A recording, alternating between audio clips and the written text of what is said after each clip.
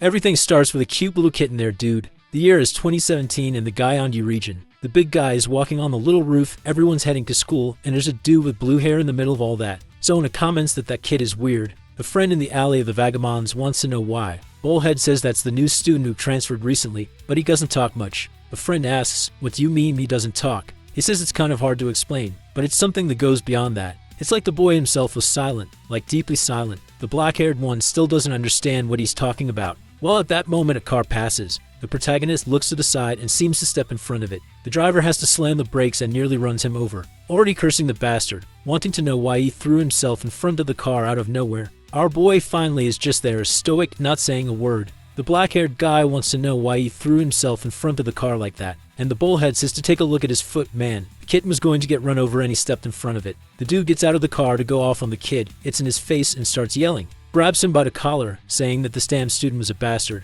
Must have been trying to get into an accident on purpose to get compensation money later. The black-haired guy is there watching, saying that even so, the weird kid still doesn't say a word. His friend says he already told him, man, that kid has some kind of weird illness that kills him if he opens his mouth. Ever since he got here, he's been like that. At that moment, a girl from his school comes running and calls for the uncle, asking what happened. The girl gets closer, calls out to Jijun and asks if he's okay and what happened. The old guy says that this weird kid threw himself in front of the car. That was a very obvious strategy to get money out of others. The girl looks at our boy and says she thinks he must have had some reason. Then she starts bowing, saying she apologizes on his behalf and asks to let him go just this once. She shines while begging and the guy says fine, but there wouldn't be a second time. The black-haired guy in the alley asks why Yina, the queen of class 5, wants to protect this kid. The other one holding the cat says maybe it's because they're from the same class. This kid had barely arrived and was already tiring everyone out. He asks the kitten if it agrees, but the kitten turns and grabs him, dude. Right then it jumps down to run away, and already the second one is there staring down the two of them. The fool is lying in the alley all bloody and gives a little wave to Ariam. She however just gives him a little stare and turns away. Man, the friend asks why she seems to have such a cold aura. The fool responds that only made her even more attractive. Just like they had the goddess Yina in class 5, they had Ariam in their class. The friend turns and says that wasn't attractive at all, he was just being ignored like a loser. The friend tells him not to worry too much, she was just a little shy. Maybe you could say she was an introverted but kind person. The only downside is that she really didn't talk much. The friend comments that apparently she was just like that weirdo who threw himself in front of the car. But Bullhead says not to compare her to that weirdo. The friend says okay, tells him to go clean up that blood while our boy is calmly heading to school. In the class it's a mess, people sleeping here and there while he's standing still in the middle, static, stoic, not moving a single hair. Everyone's talking, telling jokes, and he's just there, man in complete silence. Suddenly, he opens his eyes and our some girl is filming him, saying that once again he's meditating in the middle of the class. The tutor staring at him up close, saying that he's been there a month now, and since the first day he arrived, he does that meditation every day. It was impressive. To celebrate a month since he arrived, she even took a little picture and wants to know what he thinks. If he didn't like it, he just had to click the delete button. She says he doesn't need to hesitate, just because she helped him before, and then she says that since he won't delete it, that means she has permission to keep his photo and thanks him. Right at that moment, dude, someone opens the door. By the way, he gives off an intimidating aura. Man, you already know that one either came to get beaten up or to throw punches. He's not gonna stay quiet. The name of the bastard is Siu Taksu, and he already comes with bullying in his name. Everyone looks back, dude, the jerk with the facial filler is just standing there facing everyone. He sees from afar all the girls asking for Jijun's photo, man, telling him to send it on WhatsApp. Then he notices it was our boy and says the vibe there looked pretty nice. He asked our guy why there are always so many girls around him like that. To be honest, he says that he himself kind of looked like a girl. He grabs the guy's arm and says he should be a man, but that little arm was really feminine. What the? Is he touching his face, man? What is this? I thought the guy came looking for a fight, but I didn't think the fight he wanted was between 4 walls. He even says he might fall in love because he's so soft. Okay, Jijun is just standing there quietly, right? Just confused by this crazy guy. Yena tells the damn taxer to cut it out because nobody's laughing, but he messes with our boy's hair, saying he does it because he's too cute. Then he turns to Yinet and says he invited her to go to karaoke yesterday, so why didn't she show up? She gives him a hard stare and says she went to bed early because she was tired, and you should understand that since she sent a message. He says though that they had already made plans and that even if she was tired, she should have shown up. When her boyfriend calls, she has to go because he was tired of waiting. Dang man, he already has Yinet and now he wants our protagonist. Greedy, aren't you? He turns around saying that it's good she doesn't skip today, and she says she'll see. Right then, another nerdy guy, who probably doesn't get beat up enough, pulls out a chair for him, dude. The freeloader flops down and spits. Then class starts with the teacher talking about some Mediterranean civilization stuff. Sometime later, the boys seem to be playing a pretty honest foot volleyball game, and meanwhile, our boy is just sitting on the bench when someone approaches. Here comes Yuna provoking again out of nowhere, saying it's way too hot. She sits real close, asking if he's not feeling hot too. She blows some breeze on his face, asking if he likes it and if he finds that refreshing. But he's just there, as always, stoic. She laughs, saying it's ironic how he never says anything. Meanwhile, Takshu is in the middle of the court, just glancing back, seeing his girlfriend acting like that toward another guy. That wouldn't make anyone happy in this world. The problem is he got distracted. The guy on the other side gives a big kick to the ball and it lands right on his cheeks. Man, but the guy just tanked it and the ball went flying. Ronald Yu apologizes, dude, saying he was just trying to make a pass. Takshu turns around saying now his face got wrecked, but he claps and says it's all good. That only happened because he wasn't paying attention, and it's best to just keep the game going. At least the guy handled it maturely, though at the same time he's just staring at Chijun in the background. A while after recess, our boy is on the rooftop, like always alone and quiet, when suddenly the door opens. Man, they cut to our dear Ronaldinho, who's apologizing, saying it was an accident. But Takshu says he knows he'll only regret it after tasting a little blood. The poor guy's legs are all shaky, and Jori on the floor, man. Right then, Chijun gets up and one of the guys glances back and gets startled. He asks what the hell that freak is doing there out of nowhere. And then Takshu says it looks like he's going to eat alone once again. He really was a weird kid. He goes to give the fool a haircut, saying he's about to make a masterpiece. You better pay close attention. The buzzer does its job and everyone's laughing, saying this is a perfect work of art. He shows it to our boy and asks what he thinks of the masterpiece. The poor kid is just left with two little tufts of hair. Everyone is cracking up while the guy wants to know what Chijun thinks. Obviously, he says nothing, and Takshu wants to know why he's not laughing. Then he gets closer and says that for a masterpiece to be perfect, the model's look was necessary. And looking at the boy, he was sure he'd be perfect for that. Maybe it was time for him to create a masterpiece right there too. The buzzer gets closer and he asks if he doesn't want it. If he doesn't want it, he just has to say no. But if he doesn't say anything, that means yes. Obviously, our boy doesn't respond, and he says it's decided then. He comes in with the buzzer saying that now he's going to look more beautiful than ever. But suddenly, Takshu's expression changes. He says it's best he be careful. Soon enough, he was going to cross a line and things would start to get weird. That he raises the buzzer and says he won't cut it after all. He knows that if he shaves the kid's head, the girls are going to be on his case. So he turns around and tells everyone to leave. Meanwhile, the poor guy is left there with just two little hair tufts. He picks up his phone to take a look and sees the disaster that's left. Takes a little photo saying he'll leave some evidence. But he's mad that those bastards could have at least finished the job instead of leaving those tufts. Suddenly, he looks back, stands up, and asks why Jijun isn't laughing. To be honest, he also thinks it's funny, so he can just crack up. But Jijun is just there, stoic. The guy says he really is different from the others. If it were him sitting on that bench and he saw someone with that haircut, he'd die laughing. He steps away, saying he's thankful that our boy isn't laughing at his face. At the school exit, it's raining and everyone is at the entrance waiting for the rain to pass, wondering if they'll get home soaking wet. Some of the front run out while Orium has her little umbrella. She glances to the side and sees Jijun calmly walking in the rain like it's sunny out. Suddenly someone calls him. It's the little bullhead showing up, saying Takshu wants to have a chat and it's best if he comes along. Right after that, the four of them are there waiting for him. Takshu already says he was looking forward to seeing the great popular guy in class. He really was still looking beautiful after being soaked in the rain. This guy, man, I don't know if he wants to fight or if he wants to. Never mind. Right then, Yuna turns and asks why he called Jijun there. Takshu, however, tells her to calm down. He just wants to check something. Then he throws her phone to the ground and asks if he saw that. He wants to know why our boy's face is his girlfriend's wallpaper. Guess what Jijun did? Nothing. Dude just stood there in silence staring at Takshu, who says he doesn't know if he's being petty, but he wants to understand the situation. To be honest, this Takshu, aside from the haircut, is the most chill bully so far, man. He took a soccer ball to the face, didn't do much, just complimented our boy's looks, and really the one causing all of this is Yuna, who keeps flirting with our guy even though she has a boyfriend. And she even tells Takshu that she's only using him as wallpaper because he has a cool vibe. The guy, obviously confused, asks if it's really just that. Yuna gets close to our boy, grabs him by the arm and tells him to just go. This had nothing to do with him. She'd see him at school tomorrow, so it was best for him to leave. Then Takshu asks why that bastard girl is taking the side of that damn bastard.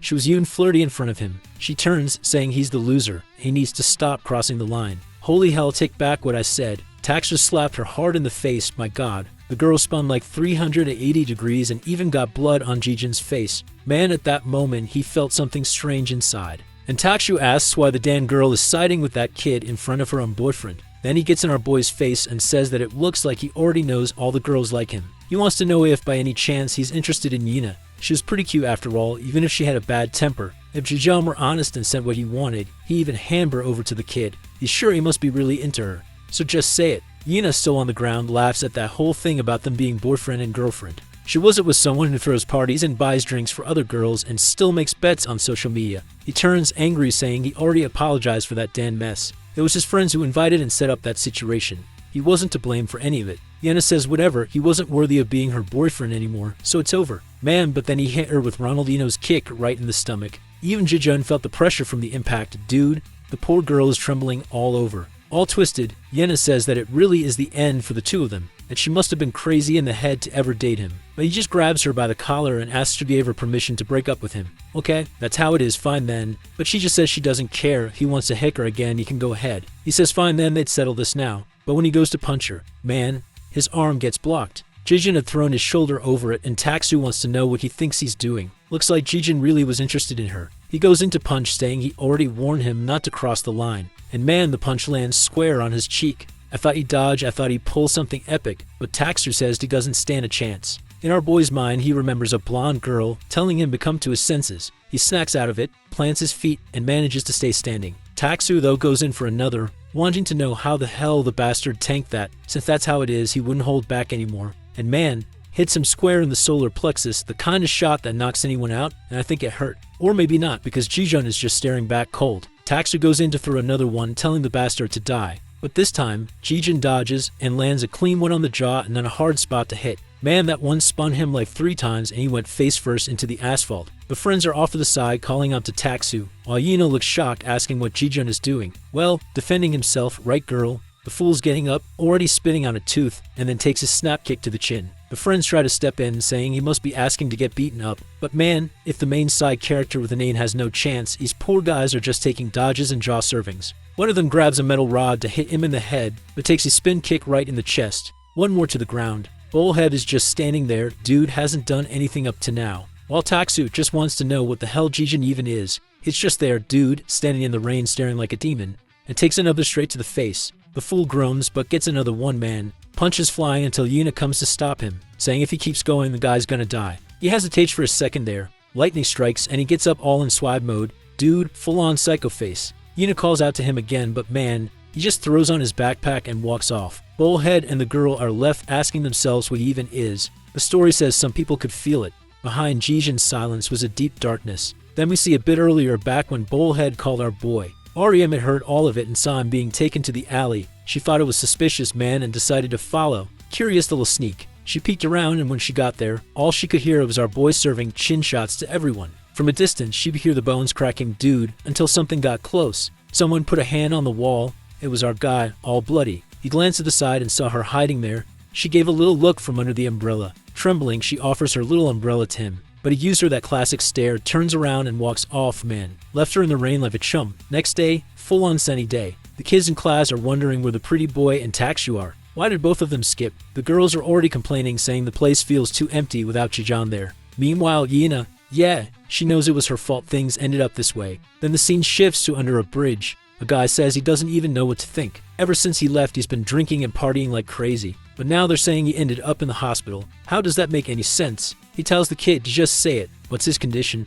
Bullhead says his face is full of fractures and looks like he's gonna be in the hospital for a while. He even asks for no one to visit him because it's too embarrassing. The guy asks how many got beaten, and he says 4 people. That guy with the piercings, that's Cam Doyle. He says he's sure there's no way Taksu will lose physically. So who the hell is this person? Bullhead explains that it's a mysterious kid named Jijeon, a student who transferred in but doesn't talk much, so they don't know much about him either. The angry guy asks if he's seriously saying they got beat up by some stranger. That's embarrassing. Right away, the big fat dude grabs him by the neck and asks why his face is intact if everyone else got beaten. The poor guy, trembling, says it's because he thought 5 against 1 would be too unfair.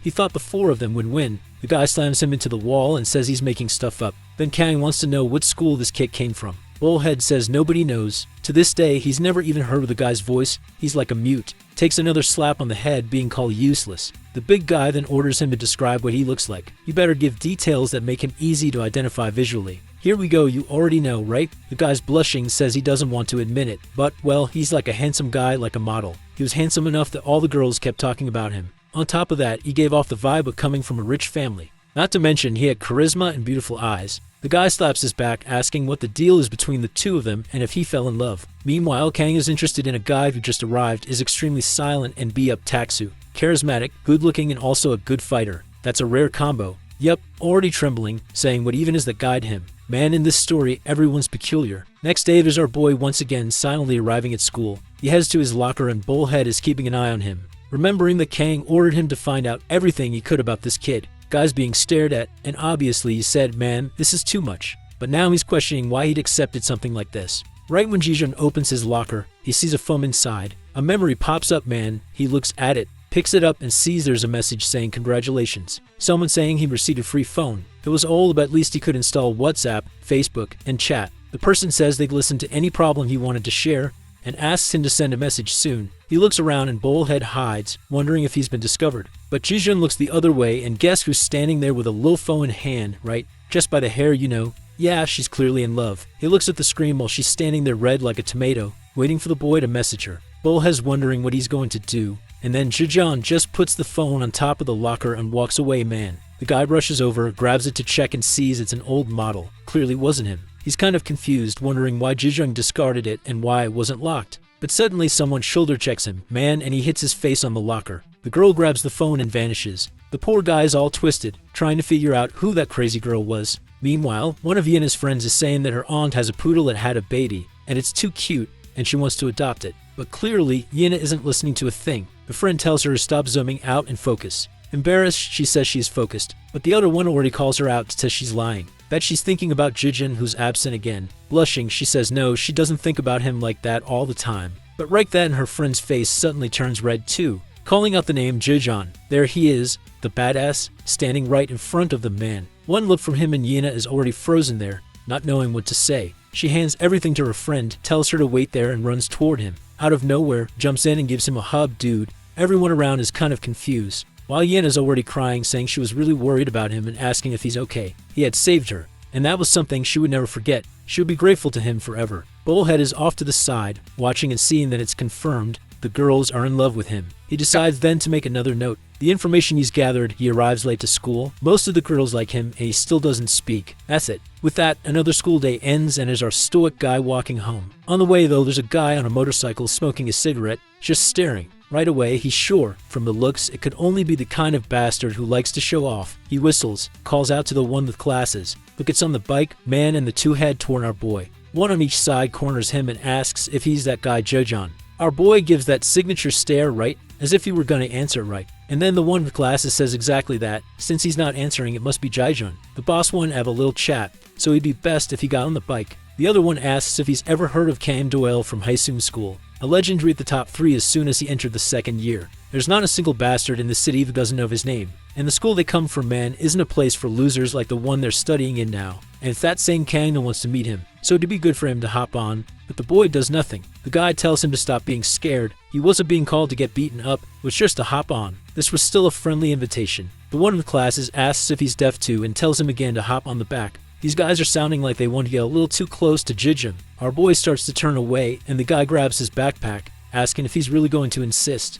Looks like I'll have to break both his legs so he'll move, but Jijun gives him that little stare, and the guy lets go of the backpack and walks off like he doesn't care about anything. The dude drops the backpack, saying that bastard is a freak, and both rev up the motorcycle heading toward him. But he had already gone into the alley, and the first guy tries to make a maneuver and slams his shoulder into the wall. The other one manages to handle a move better, dude, but Jijun was already climbing the stairs and the bastard comes charging. Man, is he really going up the stairway on the bike? Jaijun Nobis gives a little nudge to a trash bag dude, and then a kick straight to the guy's chin. Sends the idiot flying with the bike, crashes into his friend. Both of them roll down the stairs, a motorcycle on the ground, almost die, completely wrecked. Right away, the dude, dedicated as always, tells the other to get up and go after that bastard. He starts running up the stairs. Man, the kid is like a ghost. You see him in the corner, but when you get there, he's gone. Then you look to the side. He's going down the stairs, but when you grab the shoulder, it's just some other ugly weirdo. Poor guy even got the other one mad and took a free beating, dude. Nearby was also Jaijun Batman Man, hands in his pocket, staring down at the two from above. Turns and heads home. Back at the bridge, the two idiots soften their tone, apologizing. Kang asks if the bastard refused the invitation, and the guys say that unfortunately, yeah, he was kind of sneaky, but they almost caught him. The big buff guy stomps, wanting to know how it's possible the two people couldn't bring in a single kid. The guy, all twisted, says it's because they got caught in a maze on a stairway and ended up getting lost. Meanwhile, Ken is just saying that the more he tries to catch this kid, the more interesting he gets. He asks Somin if he found anything. There he comes with his notes, all awkward, saying he observed all day but isn't sure if they'll be useful. Kang takes a look, late to school, bros like him, and he doesn't speak. Then gives him a stare, asking if that's really the work he managed to do. The buff guy asks if the bastard wants to get beaten, and there he's doing push-ups too. Kang then says to let them go, but tells Bullhead he's giving him one last chance to bring that kid to the back exit of the school. He better at least manage that much, and Dazik wanted to make sure he'd obey. Tomorrow that kid wouldn't have a choice. He was going to meet him. The guy just responds that he guarantees is taken care of. Meanwhile, poor Bullhead man doesn't understand why he's getting involved in all this if he doesn't even know who Jaejin really is. Next day, Bullhead is holding 2 grape juices and the friends think he bought them for himself, but he just turns to the fool and says he'd never buy anything for an idiot like him. It's for someone else. A friend asks who it's for, and right then Bullhead sees him from behind and already latches onto our boy, saying good morning to Jijeon and saying as always he looks amazing. Here's a little drink to help him relax. Our boy gives him a stare and Bullhead says he's probably getting the wrong idea. He's not friends with those Kang guys or any of those gangs. That's why he's even there to say thanks for him having taken care of those guys. Seeing those fools getting beaten up made him feel good, and that's why he's offering this drink. But Jijim, as always, ignores him and walks off. Bullhead knew it wasn't going to be as easy as he expected, but somehow he had to bring this kid to the back of the school. If not, he'd be the one getting beat by Dazik. The school day starts, enters our boy at his usual desk, calm while everyone's messing around. He is up a while later when the place is empty, while Bullhead is just there, watching. Looks like during the break he's going to grab his snack, and as always, heads to his territory on the upper floor. Man. Once there, Minnie Stalker had left her phone again and sent a little message asking if he was going to eat alone. The bastard hadn't done anything, and the girl's already trembling red. He looks at the phone and she's there, sending 200 messages, wanting to know if he always eats alone up there. She said she also sometimes likes eating alone and saw him there, and because of that she wanted to talk. He looks to one side and then a message comes in saying she's on the other. He looks to the other, and there's a little hand waving. Oh, that troublemaker, being good looking sure makes life easier. Aw man. He literally hasn't done anything and the girl's doing everything she can to chase him. God really has favorites, huh? Some are born good looking and others born upside down. Then she hides her hand and apologizes, saying she doesn't feel comfortable meeting lots of people. She heard he doesn't talk much either, and she's kind of the same. What she's curious about is why he doesn't speak. The thumb seems to be typing something, but then suddenly someone calls out to Jijeon. It's that bastard Bullhead, saying it's such a coincidence how often they've been bumping into each other lately. He came there to eat some bread alone, but since he ran into a friend, they could eat together. Our boy's just there, calm, sipping his little soda in total silence. Meanwhile, the Orium Stalker girl is just staring, hoping for a message from the boy. Then our boy looks to the side and sees Bullhead trembling and crying. He blurts out through tears that unfortunately, he has no friends. That's the only reason he tries to hang out with Takshu and the other guys. He didn't want to be someone isolated, you know? He's scared of being alone. Maybe the two of them, who are both loners, should stick together. But man, Jijeon is just there, static, doesn't even look at the guy. Bullhead is nearly dying of frustration, wondering why nothing works on this damn kid. He even managed to force out some tears, you know, from deep down where there's no reaction. Then Jijeon gets up and starts walking away, poor guy. But the bastard grabs his arm and begs him to wait, desperately asking if they can be friends. But Jijeon just keeps walking, driving the guy along. Dude walked off, slammed the door, and left him abandoned. Messages are coming to his phone from Dazik asking why they still haven't shown up and where the kid is. Bullhead is biting his nails, man. If he doesn't bring that kid, he's the one who's going to get beaten. So he runs out of the classroom, desperate, saying he still has a chance.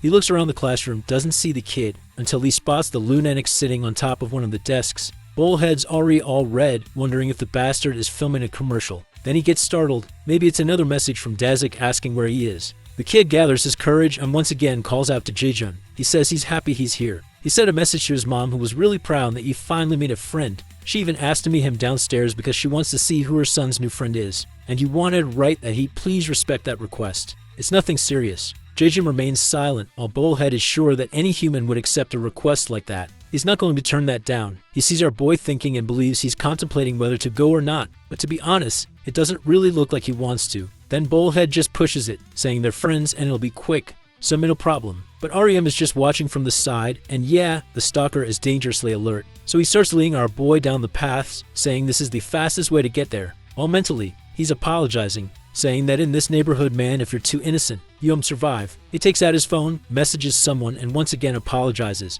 And there's Dazik, smiling as he receives the message. He walks toward the two and passes by, bumping his shoulder into our boy. Man, the kid went all limp and the guy already grabbed him by the backpack, telling him to be more careful and saying that walking like that he's going to end up getting knocked over. What the hell, dude? Before our boy could do anything, the guy already yanked him by the backpack and slammed him into the wall. The guy steps in close and says it's a pleasure to meet him, grabs him by the neck and says he really does have a pretty face. Here comes another one, but on the other hand, it seems like those skills people talked about were kind of exaggerated, until Jijun puts his foot on his chest and pushes him back. Our boy lands on his feet, but the little phone he got bounces on the ground and was heading for the storm drain. He gets distracted seeing that, and at the same moment, Daisy comes in to throw a punch. Man, he's forced to pull his arms up to defend, but even so, the impact hits hard. At least with that block, he managed to throw his foot back and knock the phone away from the drain. The guy clenches his fists and says it's time to finish him, stares him down and asks if he really thinks he can win with their size difference. And our boy's just there, as always, guess what?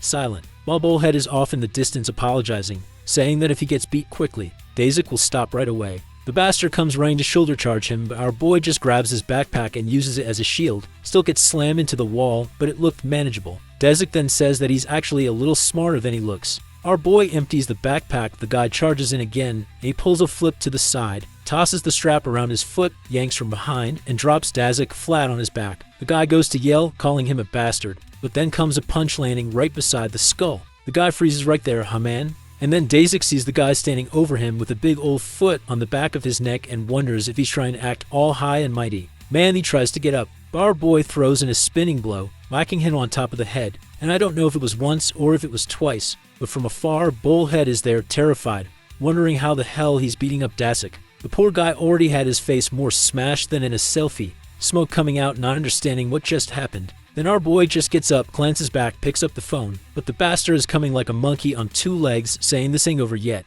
Our boy turns around to try to defend himself, but ends up dropping the phone. Right then, he grabs it and says that from the looks of it, this thing seems important to him. All he came here to do was bring him Bacan Doyle. It's a shame he won't be able to deliver the kid beaten up. Then he calls someone, the bike guys show up, and he hops on, saying that if he wants this phone, they'll have to go to Sigisha Park. His welcome party was already prepared. The bike revs up and takes off, and right then, Bullhead comes up trying to make small talk, asking if he's hurt and what happened. He really was close to getting beaten up, but what's he gonna do now if those guys have his phone? If he doesn't go now to get it back, all the information could be leaked. He could forget about meeting his mom and go straight to the park. Our boy, as always, is just there in silence. Bullhead thinks, man, he did more than 120% of his job. He doesn't know if the bastard will go or not, but there's nothing more he can do. Then Jijin gets up and starts walking. Since his house is in the other direction, Bullhead figures he's actually going. Scene shifts to our boy climbing a staircase. Man, he walks past the burnouts there, all smoking and cutting their lifespan short. When he gets to the top, yep, a proper reception is waiting. Just a bunch of K-pop dancer lookalikes with colored hair and piercings all over their faces. Our boy, though, is just standing there still, staring at everyone. In the back is the bastard Kang Doyle, saying that finally something good showed up. He already shows the phone and asks if he came for that. Jijin says nothing as always and walks toward him. Kang says that it didn't seem like there was anything important on the phone, not a single saved contact and no call history. The only thing the damn thing had were some texts from a girl who seems to have her eyes on him. But considering he came all the way there to get the phone back, it must mean something to him. Jijin stretches out his hand and Kang asks what it is. Was she his girlfriend or were they just messing around? Now he's super curious. He even sent her a message himself since he got kind of frustrated seeing the sweet talk between them. He didn't need to worry. What he told her would help things get moving. Considering that Stalker's already in love, man, he couldn't imagine what he could offer that she wouldn't accept. But with Ariam, the only problem is that the message the bastard sent didn't sound like our boy. He sent a hey saying he was super lonely and asking if she wanted to meet him. If she went to the city park, she'd officially become his girlfriend starting today. Back with Kang, he says that if she shows up after seeing that message, then for sure she likes him. And after he scores that goal, he'll owe him one. Jijin, though, is still there, big ol' ham stretched out, not saying a word. Then Kang says he gets what this is. But his guys had worked hard to get the boy to show up, not to mention he beat up Taksu. Even if he didn't like that bastard, they were friends once. So he tells our boy that if he came all the way there, he must understand that there's a price to be paid. Jijin, guess what? Still says nothing, and the guy says he's really a weirdo. Since he won in the phone, the deal will be simple. If he can survive a fight against everyone, he gets it back. Seems like he doesn't understand how things work around here since he was transferred recently. The area had a very competitive ranking system, and the moment he hit Taksu Man, he entered the ranking. And now is time for him to show how skilled he really was. That very second, Dasik is already in his face, saying it's time for revenge. He goes in to throw a punch, but man, our boy just sidesteps. Gives him a stare and Dasik says he really is a bastard. Then the guy yells out for everyone to go at dude. Our boy dodges the first one, steps to the side, clenches his fist and goes to sock the guy in the face. But being all noble and heroic, he stops just before smashing another skull. Two others come from behind. He glances at them, closes his arm, walks but gets slammed to the ground. He falls between another guy's feet who, actually lands one right in the face. At that same moment, another Cristiano Ronaldo's coming in for a header. From afar, Kane is just watching him get beaten and wondering why the bastard is only dodging and blocking. Apparently he's not very interested in this ranking business. The guy next to him though says this weirdo isn't even screaming, even while getting beat up. Seems like he's willing to risk his life just to stay silent. Strangely, Kang says he's curious what kind of voice would come out of a face like that. I'm telling you, this place is weird, man. And then he yells to the guys saying that whoever makes him scream will win a limited edition Jordan. The guys look excited, and instantly, everyone rushes to beat him up. Jijin is just tanking everything while Kang's yelling, telling him to hurry up and show what kind of skills he has. He was supposed to prove he was a rare item. Daisy comes charging, telling everyone to move aside and asking where that fighting spirit of his went. He lands a kick right to the chin that really drops the kid to the ground like a piece of trash. He's down there, all twisted up,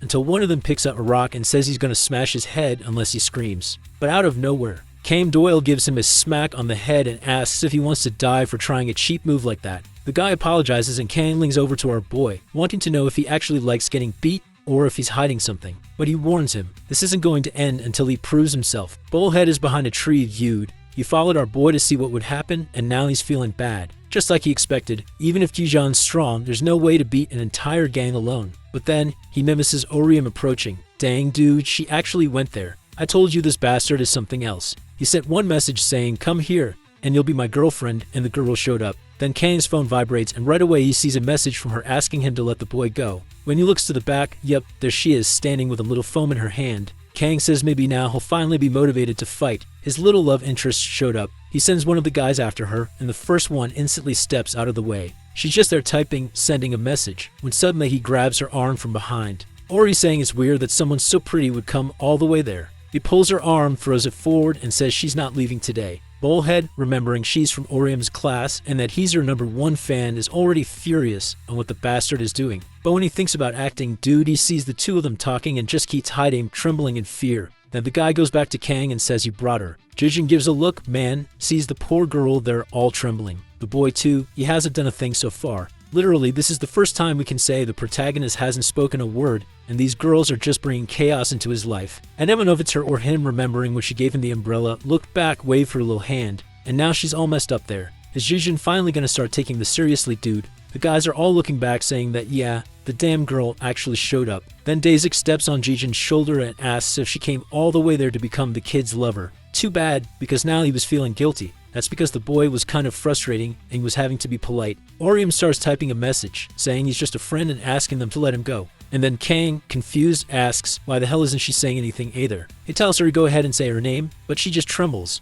Right then Kang says it's ironic. Seems like the two of them are just alike. The guys around are laughing, saying there are two weirdos there who don't open their mouths. Truly the what's that couple dude. Once again, Kang says he doesn't know how, but he'll give a reward to whoever makes either of them speak. Daisy asks if it's okay for him to mess with the girl, and Kang says yeah. Then the guys already start circling around, saying that if she doesn't talk, she doesn't say no either. Why would they keep annoying Jijun when they could have way more fun with her? There's already one creep grabbing her hair, saying it smells nice. While the guy's asking what shampoo she uses, Jijun's expression is changing dude, and Kang is just watching, wondering what he's going to do. Will he keep holding back like that? Meanwhile, another dude's grabbing her chin, and from a distance, Bullhead is angry that she got caught up in all of this. Strangely, the weirdo holding her face asks what they're gonna do with that mouth. One of them tells her to scream, and that's when Jijun sidesteps and takes a hit right on the chin. The guy next to him looks over, sees the fool falling, and in the same second, gets hit too. The pink-haired K-pop guy opened his mouth and got smacked as well. Right then, Kang celebrates, saying that finally, Jijun started fighting. Orium, on the other hand, is just there, frozen, not understanding what's going on. The rest of the group charges in, and our boy dodges the first punch, grabs one by the leg, goes to toss him, but the other grabs him from the side. He grabs him by the hair, slams him to the ground, punches him in the face. Another comes in to kick, and he grabs the leg, and right that second, Daisy is coming while another guy is begging him to let go of the leg dude. Our boy gets a kick in one guy's face, jumps toward Dazik, dodges the punch, steps on his thigh, and takes a knee to the chin. But even before falling, spinning kick right under the jaw. Kang is celebrating in the back, saying he really was a rare one. But man, that damn Dazik tanked it and still grabbed him by the chest, said he was gonna crush the loser. But Jijun just gave him a double elbow to the center of the skull, dude. A whole combo. That's when finally that bastard got slammed to the ground. I thought the guys would be scared, but nope, it charged again and Jijun had to keep dodging, man. Punch to one, kick to another, while Kang's to try and understand where this kid even came from. He was really way beyond what Kang had expected. Then the blue bowl head guy in the back is yelling for the bastard to hit on his knees or the little girlfriend gets hurt. But man, when Jijun looks over, it's like he sees something from the past. Apparently, even when he was little, this bastard already had girls chasing him and trouble following. The girl cried, calling his name, and that stirred something in the boy, dude. I thought he was gonna just deck the guy, but one steps forward and the other one's shaking. Then one tries to say something, and there's a guy coming from behind to hit him, but that guy just takes an elbow without even being looked at. Right then, Jijun charges, the guy says not to come any closer, but gets decked right in the face anyway. Already down on the ground, and now it's just like a taxi scene, man. Jijun snapped and started unloading punch after punch into the guy's face. Then Kang in the back says that's enough, tells him to stop, shows the phone and tells him to come grab it already, because he deserved it. The only price was that he'd have to join the group. That's because he just couldn't resist the things he wanted. Man, what a little villain this guy is, right? Still waiting for the first straight villain in this story. Our boy gets up, goes in with clenched fists, and Kang stretches his arms to the sides, saying it's over, man. What does he think he's doing? He'd already had enough fun, so there was no reason to stare at him like that. But man, Jijun just raises his fist. Kang glances over, and he's the one who bits into a fighting stance, dude. Leaves only the afterimage behind, steps to the side, and lands one square on Jijun's chin.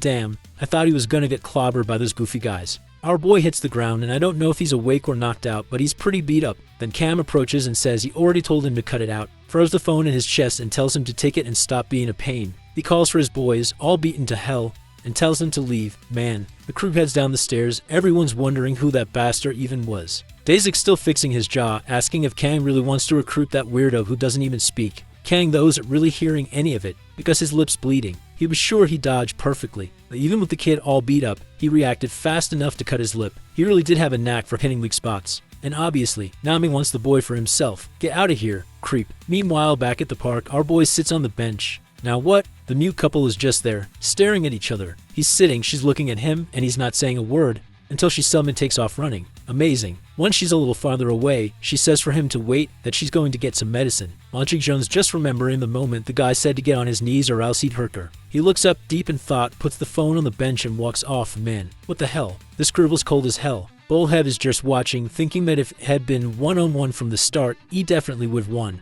Looked like someone really dangerous had entered the school. At that moment, he walks toward the bench and sees the phone. Right away, he remembers it's the same one he left on the shelf, and now he knows it was Orium who gave it to him. He starts wondering what's going on between the two of them, where she appears in the background, all desperate, carrying the medicine. He's unsure what to do with the phone, but decides he doesn't care, just grabs it and takes off running. Orium gets there and obviously sees the bench empty. Looks like a girl needs glasses, huh? Got within 10 steps to realize no one was sitting there. Meanwhile, Bullhead already vanished to dude. The phone rings. It's Orium saying she bought the medicine, but he left. Were his injuries okay? Bullhead's annoyed that bastard Jijun is leaving Orium all worried, and now he doesn't know what to do. Maybe he should just send a little message to calm her down. At that moment, Orium sends her name saying she's from class 4. Poor Bullhead, he knows that better than anyone. Then she thanks him for saving her and asks if they can start talking little by little.